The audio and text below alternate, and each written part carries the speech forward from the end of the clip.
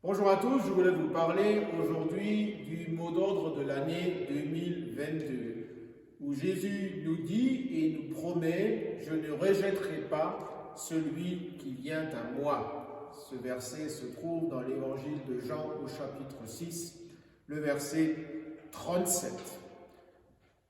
Je dois vous avouer que j'aime beaucoup ce verset parce qu'il y a d'une part énormément de choses à dire sur ce verset, sur cette moitié de verset.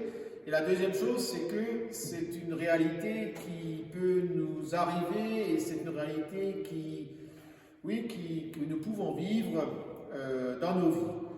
Je ne rejetterai pas celui qui vient à moi. Ce n'est que Jésus qui peut le dire ainsi, nous le promettre ainsi.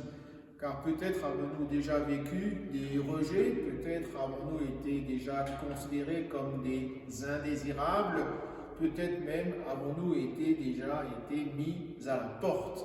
Je dois vous dire que ce n'est pas une expérience très agréable à vivre. Ce qui est intéressant dans ce verset, c'est l'emploi du verbe grec, ekbalou.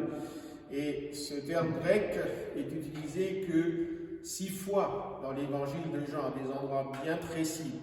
Je vous donnerai juste 2 exemples.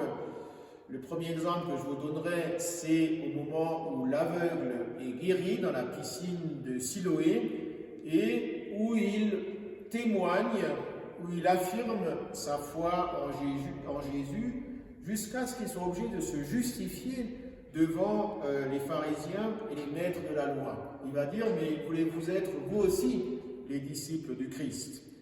Et cet épisode se termine par une phrase très laconique, et ils le jetèrent dehors.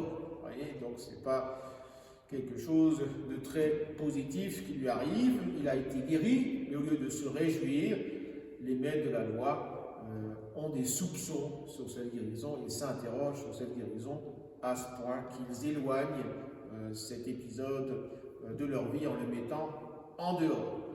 Et puis vous avez un autre exemple qui peut être interprété de 2 façons, de la perspective où on se place. C'est au moment où Jésus chasse les marchands du temple.